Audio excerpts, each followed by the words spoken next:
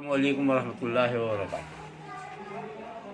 हज़रात, इस साल जो पेचीदगियाँ हैं हज के मामलात में, उससे मैं वाज़ेह कर रहा हूँ आप लोगों को, आप लोग समझ लें। और ये सारी बातें सुनने के बाद में भी अगर आपका फिर भी हज पे जाने का मन करता है तो आ जाइए, हम तैयार बैठे हैं, आपका फार्म भरने के लिए। सबसे पहली बात तो ये है कि जो गुज़िश्ता साल 2,35,000 का हज था, वो इस साल 3,48,810 रुपये का है। इसमें कभी बेशी भी हो सकती है। दूसरी बात यह है कि जो गुज़िश्ता साल आपको 2100 रियाल मिला करते थे, अब 1500 रियाल मिलेंगे। आगे चलिए, जो वक्त 40 से 42 दिन का मिला करता था हज में, उसको घटा के 30 से 32 दिन कर दिया है। अब 30 से 32 दिन के अंदर आप तफसील से इसको जान लें कि आपके 2 दिन, आपको 32 दिन मिले, 2 दिन आपके आने जाने के चले गए, बचे 30 दिन। इस 30 दिन के अंदर आपको 14 दिन क्वारंटाइन में रहना है टोटल मिलाकर। तो अब बचेंगे आपके 16 दिन। 16 दिन के अंदर आपको 5 दिन मीना, अराफात और मुज़दलिफ़ा में गुजारना है। हज का जो अरकान है, अय्याम है, वो 5 दिन के हैं, वो 5 दिन आपको वहाँ पे गुजारना। अब आपके पास में बचे 11 दिन। इस 11 दिन के अंदर आप मदीने तो कितने दिन रहेंगे और मक्का कितने दिन रहेंगे। अगर आप 8 दिन मदीने नहीं रहते हैं तो 40 नमाजें आपकी अदा नहीं होंगी। कम टाइम में जाएंगे, हो सकता है ये तो सऊदिया का नियम है, जो जिस तरीके से वो भेजेंगे उसी तरीके से आपको वहाँ पे जाकर के रहना पड़ेगा। तो ये एक खतरे की अलामत ये भी है कि 40 नमाज वहाँ पूरी नहीं हो रही है।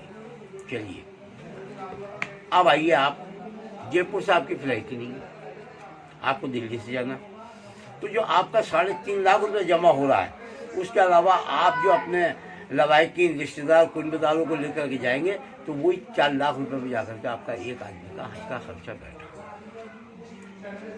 इसके अलावा यहाँ पर जो आपकी जांच पड़ताल होंगी, वो जांच पड़ताल के बाद में अगर आप फ्लाइट के टाइम से पहले आपकी जो जांच हुई, अगर आप उसमें पॉजिटिव आए तो आपको यहाँ पे क्वारंटाइन करेंगे।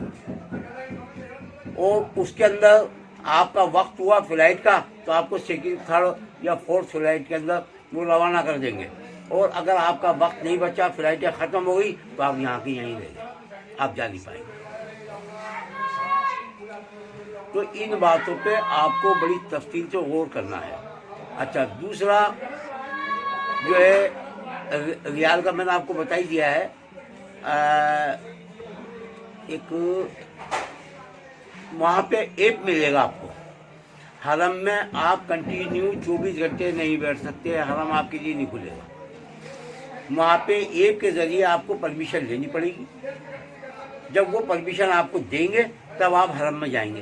कितनी देर की देंगे वो सऊदिया के इख्तियार में। ये भी आपके ऊपर नहीं है कि जो 24 घंटे पहले हरम खुला रहता था, आप जब चाहते थे चले जाते थे।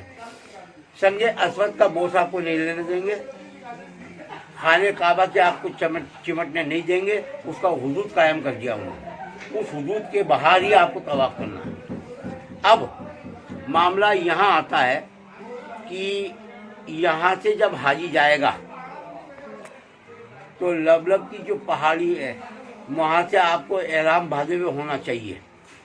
अब आप यहाँ से जब जाएंगे तो वहाँ पर जाने के बाद में आपको यहाँ दिल्ली में करते हैं या वहाँ करते हैं, ये अभी खुलासा नहीं है।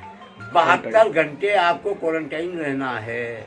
अगर वहाँ पर आपको क्वारंटाइन करवाया तो आपको 3 दिन एहराम की हालत में ही रहना पड़ेगा। और दिल्ली में आपको करवा दिया तो आपको जाते ही उम्रा करना पड़ जाएगा। तो ये तो एक आसान तरीका है। और अगर सऊदिया में करवाया तो ये आपके लिए बाई से परेशानी हो जाएगा। तो ये बहुत सारी समस्या हैं इस तरीके की। और दूसरी बात ये है कि 18 से कम उम्र के कोई भी फार्म नहीं भर पाएंगे। 65 से ऊपर के कोई भी आदमी फार्म नहीं भर पाएगा। तो इस तरीके से बहुत सारे मामला थे। कल हमने कैंप लगाया था ताले में, तो वहाँ पे तकरीबन 22 आदमी इकट्ठे हो गए थे फार्म भरने के लिए। जब मैंने उनको ये सारी बातें बताई तो उनमें से एक भी इंसान ऐसा नहीं निकला जो फार्म भरने के लिए तैयार हुआ।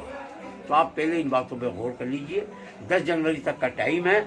अगर इसके बाद में भी आप तैयार है तो राजस्थान हज वेलफेयर सोसाइटी आपका फार्म भरने के लिए तैयार बैठी है। तशरीफ लाइए। अस्सलाम वालेकुम व रहमतुल्लाह।